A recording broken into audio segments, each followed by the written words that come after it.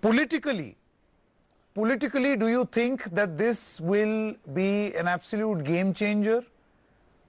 Because the argument against a move like this, many would feel, is that this will take us to a model which the world has junked, a model of conscription.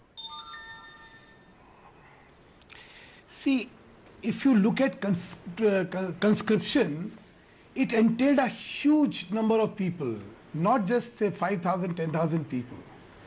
So conscription and this, they are not comparables. The issue is army has a scheme called short service commission also, where a person gets into the army for a limited period of time. But it's voluntary. After which he's allowed to leave. Here the talk is about making it mandatory. Allow me.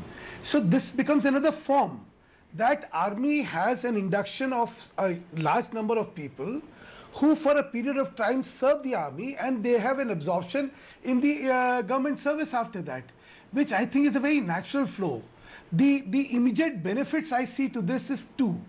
One is army is respected for its integrity, its commitment to the nation and its fitness and its discipline. Now these things, if get incorporated into civil services, the quality of civil service will improve phenomenally. The value system which is inculcated in the army to its officers is phenomenal. It's not just the physical standards, the morality, the commitment to the nation, the regimentation, the discipline. These are all such phenomenal benefits. So a nation like India with such a huge population cannot have this for all its people. But if a large number of people who are ultimately going to be civil servants and serving the society, if they undergo this, I think there will be valuable contribution for both.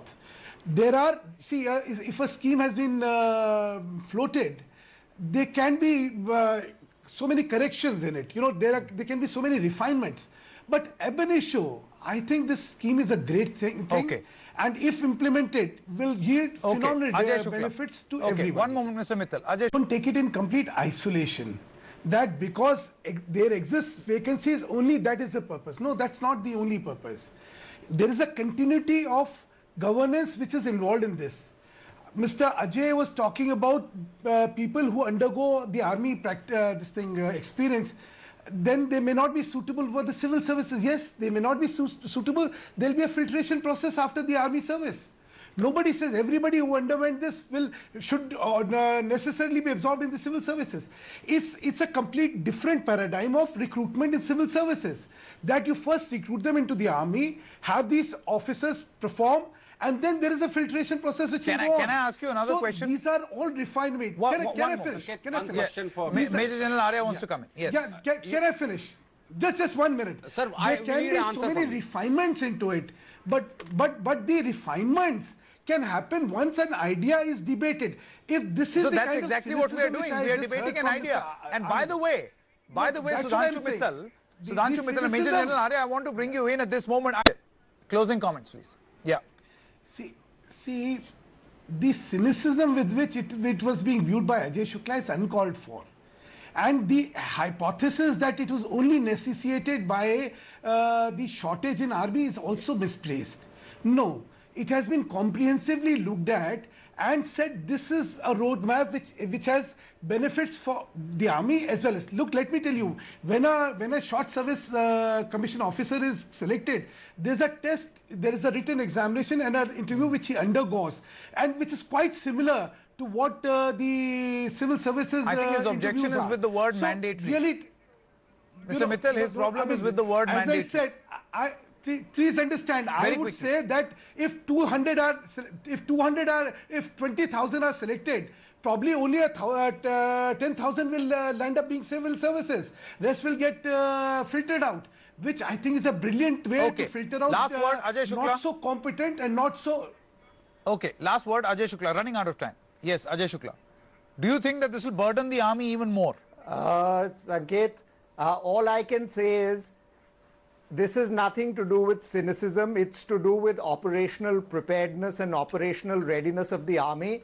When I send out a platoon on a counter-insurgency task to say raid a headquarters and we encounter militants, I don't want that platoon to be led by somebody who's serving time in the army 2 or 3 years in order to have a stepping stone into a civilian job.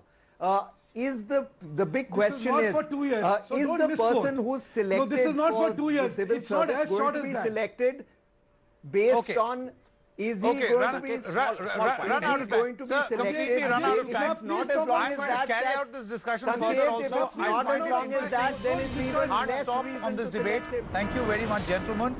But I would like to wrap this discussion by quoting one of our viewers on Facebook who seems to be saying that if this is the logic, then all those members in the parliamentary panel should also go for mandatory training in the army.